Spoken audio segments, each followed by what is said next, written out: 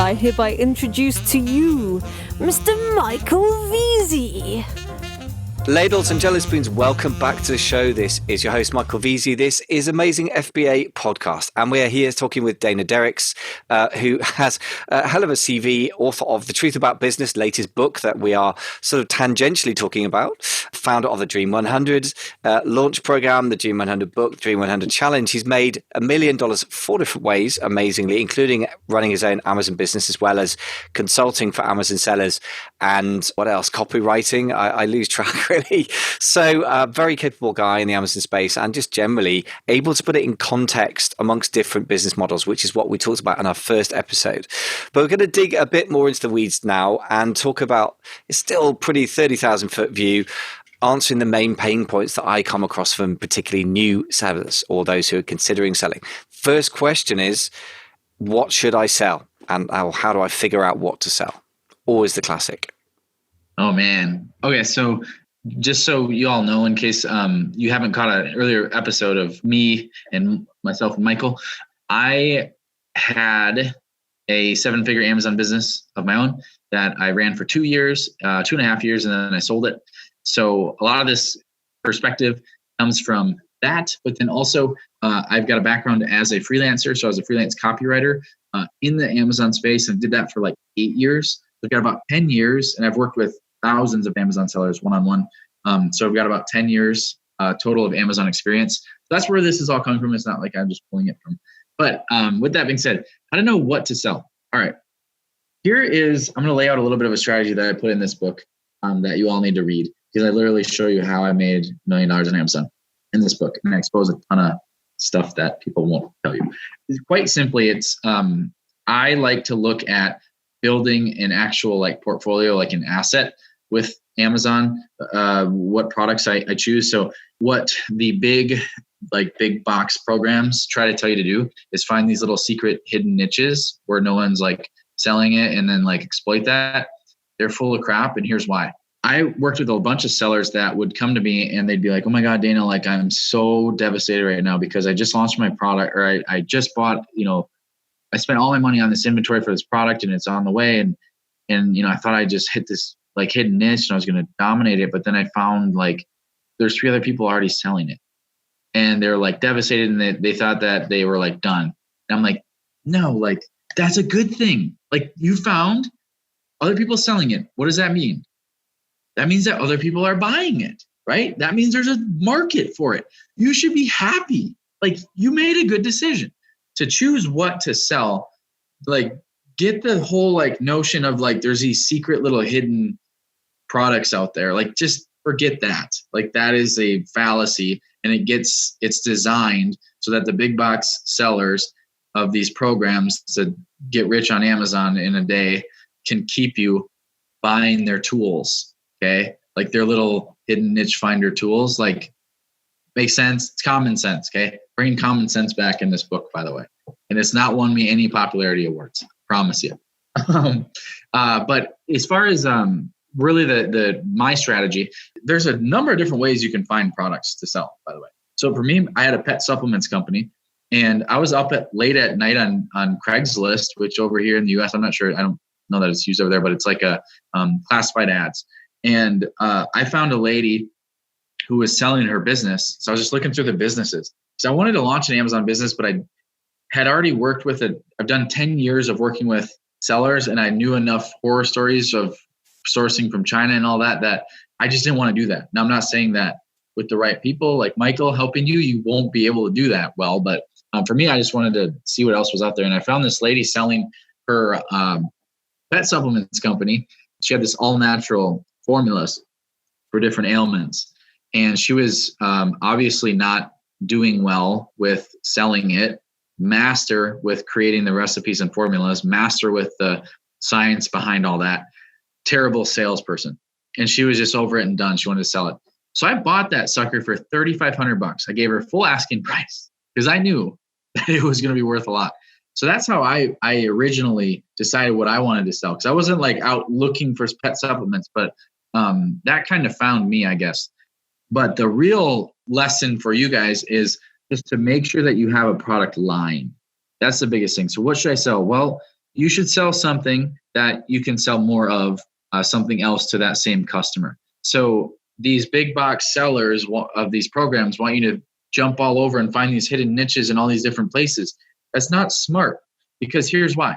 Let's imagine you had a little retail store, okay, in a town. That's what your Amazon store is. You're a little store inside a huge town, okay? You're not a Walmart. You're a little store. You've only got a handful of products. Would it make sense for you to, in your little retail store in this town, have sunglasses for sale and knee braces for sale and dog muzzles for sale in that store? No. Why? How would it? Why wouldn't you instead sell a line of products that all fit under an umbrella, where somebody with a dog, for example, can come into your little store and they've got 20 different items all related to their dog that they can buy? Who do you think is going to buy more? A person coming into essentially, a secondhand store where it's just a mashup of everything. You have no idea what you're getting, or somebody that's coming in with the intent to already buy something, and then they see a ton more things that are related to that first thing. So what you should sell is something that obviously you care about and that is going to do good, put a dent in the world, but also something that you can, package and bundle and create a business around. You can sell more of a similar thing to the same customer. Well, there's so much here that I love. Really, the first thing to say is the hidden niche idea. It kind of makes sense in certain developments of certain markets, like I guess Google search and sort of little Google stores, that sort of thing that Tim Ferriss was doing in 2005 or so. You could kind of do that stuff with Amazon in 2013. When I started in 2014, kind of do that, but it's always going to be short-term strategy. And what strikes me is it's a strategy that is all about finding little niches and exploiting them really, really quickly, which implies that you need to have a factory that you can produce widgets really fast. You just chuck them over there and you try and fill the gap quicker than anybody else. By definition, as a Western-based or anyone who doesn't own a factory, in fact, it doesn't matter if you're based in the West and don't own a supplement factory, that is going to fail. So there is a business model to be had there, but that's like a super fast-moving one. And by definition, especially if you're working this 5-10 hours a week on top of a day job, that's going to fail. So that's just intrinsically the wrong business model. So thank you for killing that, knocking that on the head. Also, you know what my experience is, Dana, that it's so unrealistic to get people to be that mercenary. People think they're mercenary. They think they're motivated by money, but they're not, because when it comes to product research, they get bored. If they really only cared about numbers and money, they'd keep going, but they get bored and they can't make sense of it because they're not analytical machines. They're not that kind of mentality. Most people aren't. And I think it's just not realistic for most people to do something they don't care about. So even from the point of view of just doing anything, getting any damn product on Amazon, my experience, if you don't care about it, you won't even get to selling anything. Yeah, there's that side that I found really realistic. And the other thing is, building something where you can sell more than one thing to the same person is super, super smart. I mean, it's so soul destroying to work so hard to get one sale and then the person just sails off into the sunset. And that is the experience that most people who sell on Amazon have, by the way. And I've experienced with the amazing FBA business model, for example, that is very different. And that's a great thing because you work so hard to find a customer and then you get to, nurture them and they give you money. That's a wonderful difference that I've experienced. So I would 100% endorse it for those completely opposite reasons. I was stopping you, but tell me more.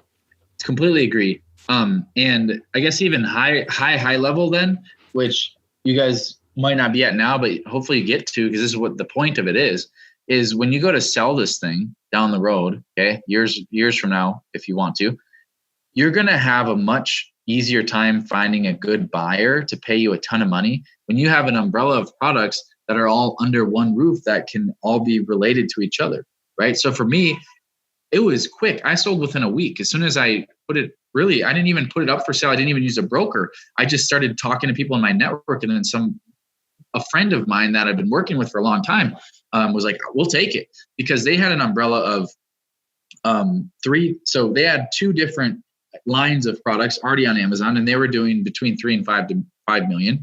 And then they wanted to add this as a third, and they thought they could grow and scale this a bit more, and they can get up to 10 million in their portfolio of the 3 different product lines. And then they could sell their company to a bigger company.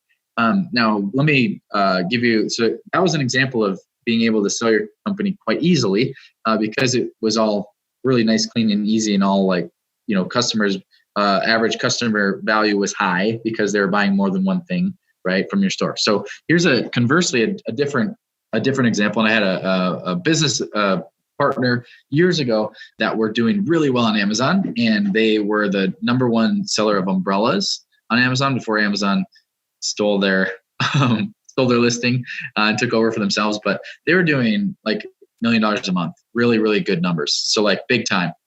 But they sold a bunch of other things. But they were like all over the place. They're doing what I just explained not to do. Now, did they make good money? Yes, of course.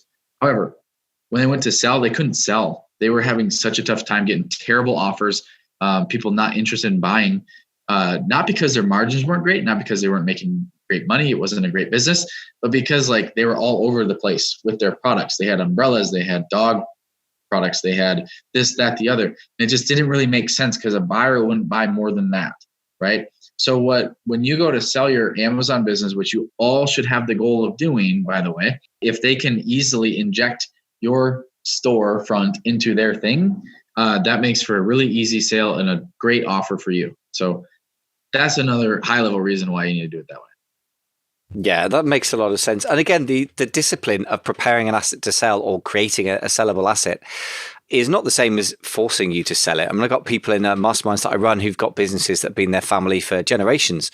A couple of guys, actually, unusually, but maybe it's not as unusual as you think. And they're not really in the business of creating a selling asset, but the disciplines are the same as for the people, a lot of people that I know are now selling their Amazon businesses. And reverse engineering for making your business attractive as an entire entity, as an asset in itself, to an external buyer will force you to make a lot of great decisions, I think. And you're so right that if you've got a random rag bag of products, it's going to be a lot harder to persuade anyone it's valuable.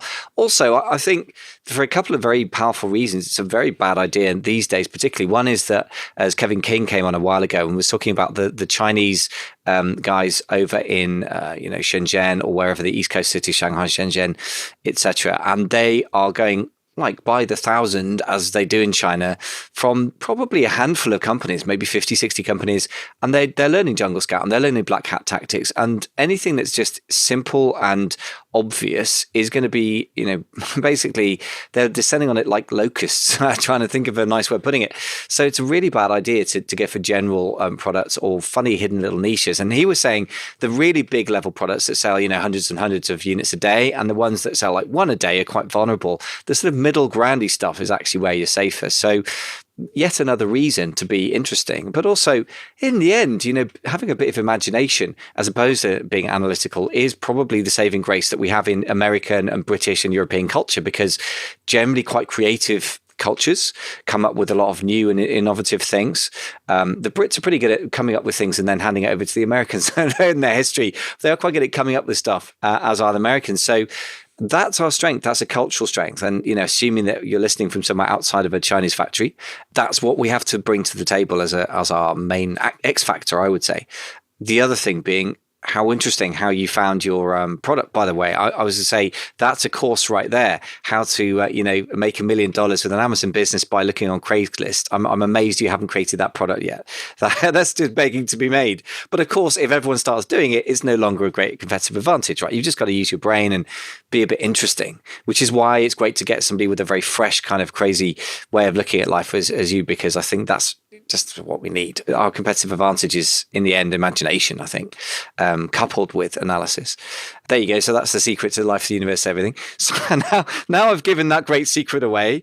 Only $100 in a course near you. Let's move a little bit on to the idea of sourcing, because obviously you've got to come up with a great product, and you can spend all day, every day about that. But then how do we figure out how to get it at good quality? So you, for example, let's follow your story. You found out you had these recipes for making pet supplements, as I understand it. Tell me a bit more about how the mechanics of that business looked. Yeah. So, all right. So first of all, how do I follow up the answer to every question in the universe? I don't know, but I'll try. All right. So sourcing, that is probably honestly something that I'm the worst at. So all of us are going to be much better at some things and then much worse at other things. And that's just the way it is. So that's why we have experts, okay? Real experts, okay? Like Michael, like me. For me, I was afraid of sourcing from China because of some of the horror stories that I had witnessed firsthand with my clients that I'd worked with to that point. That is because I chose that. And I'm not saying that it's what you have to do, but I'm just giving a fresh perspective kind of outside the box, right? So I decided to acquire that pet supplements company in part because I knew that I could produce it. So as far as creating the supplement, it was actually it's essential oil based. So it wasn't like something you shove a pill down the dog's throat or something like created in a like crazy lab. It was like anti-medication. It was like, here's a holistic herbal remedy for your dog for 36 different ailments and product for each. So I didn't roll all of them out at once, by the way. I could have dumped all my cash into it and gone all in, and I didn't. That's a dumb idea. Okay. That's risky. Not dumb, but it's risky. And for me, that level of risk was dumb at the time. So I rolled out like 4 or 5 products to begin with. And as far as sourcing goes, for me, what I did was I got as much info as I could from the person that sold me the company and got all the sourcing from that for the most part. And then went and made some more calls and emails to make sure that I was getting the best price. And sometimes I was, sometimes I wasn't. So I switched some vendors, but I sourced everything from the US. So my product was a little bit more expensive for me to produce, but I sold it as a premium. So my supplement was about a month's supply, depending on the size of the dog and the severity. But it was about on average a month's supply. And it costed me between $7 and $12 to produce each unit, and depending on obviously which what the ingredients that were required for it were, and then I sold it for $25 a bottle. So I was all in about on average about $9-10. Sold it on Amazon for $25. Margins were pretty good that way. What I really liked is the flexibility of not being at the mercy of a vendor or a supplier or having to deal with that. So for me, being able to produce and source everything in my country was huge and awesome. But obviously it was more expensive to be able to do that. So I had to price it premium, but then I could slap the Made in USA logos all over and all that good stuff, which was also nice and kind of a boost. Then I will say with sourcing too, this is just generally for everybody, including those that are going to source it from overseas. You have to really weigh out the cost of your inventory and your raw materials as well. So for me, I bought way too many raw materials, way too many. So when I sold my company, I lost a lot of money on that because I had too much inventory of both inventory plus raw material inventory. And I kind of bit off a little bit more than I could chew with that. So we could do 1,500 bottles of 1,500 a week. We didn't need to, but it was to a point where I just wanted to see how many we could do. So we did.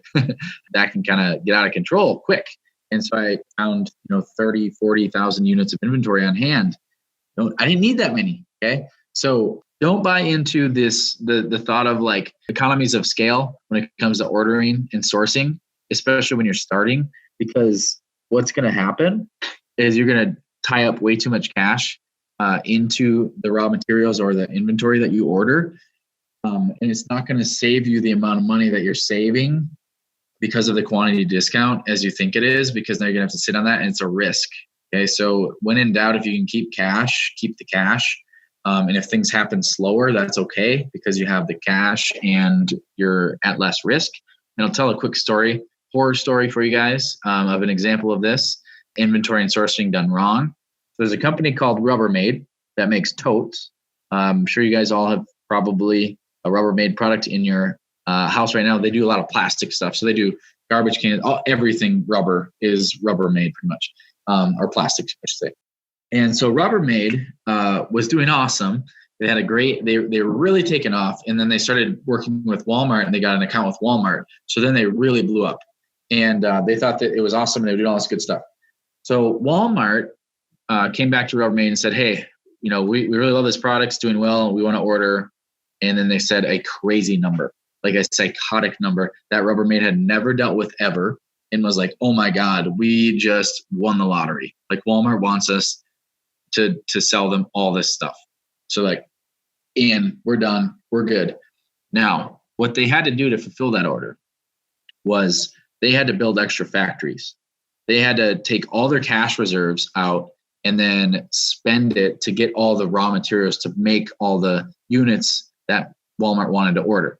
And of course, just like you guys as Amazon sellers, we don't get paid until what? We don't get paid when we're buying the inventory. We get paid after it sells, right? So just like that, Rubbermaid wasn't going to get paid right on the spot. They were not going to get paid. I think it was net 60 or net 90 were the terms. So meaning, or even worse, it might have been actually worse. But anyway, they were not get paid to produce all that stuff. They were only going to get paid after it was already produced and sold. So they had to front, in other words, they had to front the bill to create all that inventory to then sell to Walmart, or to give to Walmart so that Walmart could sell it. Okay. Here's where the game was played a little bit dirty. Walmart never planned on buying that inventory. So when Rubbermaid spent all their money and threw all their assets at creating the order for Walmart, including building buildings, right? Walmart said, just kidding, we don't want it. So what happened to Rubbermaid?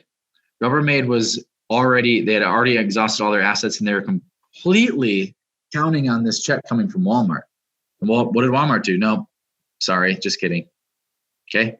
It's just like if you throw all your money into an order of inventory, you throw it on Amazon, and then, oh shit, it didn't sell.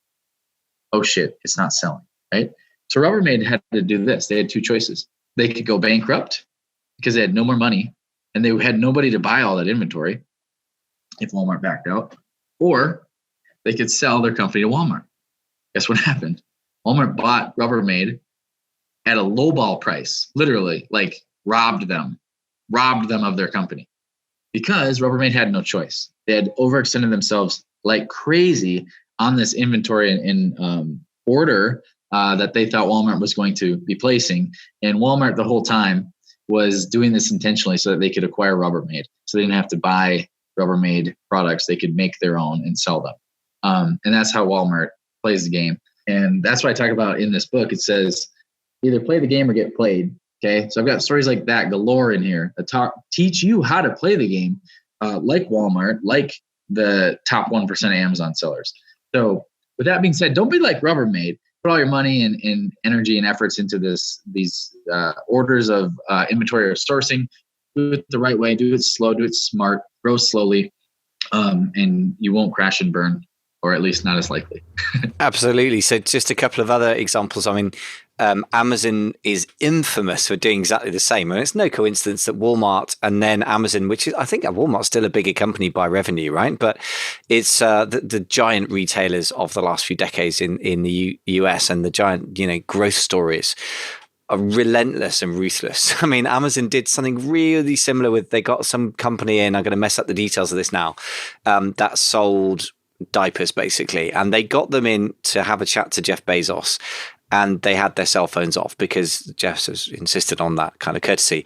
While they were in there, Amazon basically just dropped the floor out of the price of their competitive products and then said to them, we're going to make you an offer you can't refuse. Sell us your company or we'll bankrupt you. So not the same tactics, but the same basic idea. So, that is another example of the fact that you need to, be aware of the fact that you're swimming in shark-infested water. I was saying to somebody only today who's a really serious seller, and he's not anti-Amazon because he's made a lot of money from it. But you've got to remind yourself what you're dealing with. I said, I don't think Amazon is an immoral company. I think it's amoral. I think it's like a shark. A shark doesn't worry about the goods and bads and are going to heaven or hell. It doesn't believe in all that. It just eats things when it sees them. And I think these big companies are really like that, right? I mean, I'm really looking forward to reading your book, by the way, which you're showing to the video guys, but just remind us of the title of your book, because obviously nobody can see it on audio. Yeah, it's called The Truth About Business. And what I'm doing is I'm exposing the truth that the top 1% does not want you to know. Yeah, I mean, absolutely think that's when you look at what really happens in the case studies that we just mentioned, a couple, that's absolutely classic. And one of the ways to stay out of trouble is to not overextend yourself. It's the same with a bank. Bank's actually quite happy if you want to repossess your house. I mean, they kind of prefer the cash flow, but if they get an asset instead, they don't care that much. So the main thing is to not overextend yourself on any single thing. And to put the positive spin on it, I guess that Jim Collins did his massive study on the companies that grew really well in situations which were really risky, like Microsoft back in the day and various other businesses in Great by Choice. Fantastic book on business strategy. And he talks about this firing bullets and then fire cannibals. In other words, companies that blew themselves up often just bet the farm on one single product or product line. And companies that did well and survived tough times didn't do that. They did the opposite. They did little tests and they did lots of things. A lot of things failed, but didn't make a big difference to their business. And then one or two things caught on, and those things they then piled cash into those. So it's the absolutely classic thing, really, isn't it? I mean, in a way, it sounds like stuff you grow up with your grandmother's sort of milk. You know, that's not very good at all. You know, why you absorb with your mother's milk, but it's not common. It's not common thinking in the Amazon space for whatever reason. Everybody's been trained artificially to go all or nothing. Like, that's a really good thing. A bit like a casino training you that it's a really great thing to go in with $1,000 in your pocket and put all of it on red, like you're in a James Bond movie. Whereas in reality, this is just horrible advice, right?